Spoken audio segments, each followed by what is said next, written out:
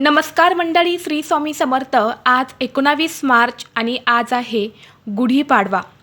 गुढीपाडवा हा आपल्या हिंदू धर्मातील अतिशय महत्त्वाचा दिवस आहे।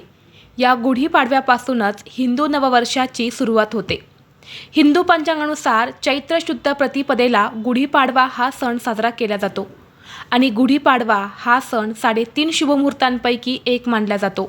या गुढीपाडव्याच्या दिवशी गुढी उभारणं आणि गुढीपाडवा या सणाचा महत्त्वाचा भाग असून गुढीला विजय, सौभाग्य आणि समृद्धीचे प्रतीक मानले जाते।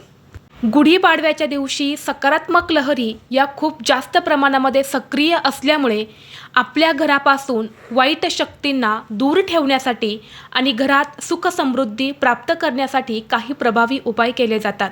आपल्याला आज गुढीपाडव्याला संध्याकाळी दिव्याखाली एक वस्तू ठेवायची आहे।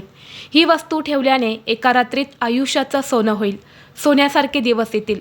7 पिढ्यांचे दारिद्र्य नष्ट होऊन कितीही कठीणातील कठीण इच्छा ही तुमची पूर्ण होईल।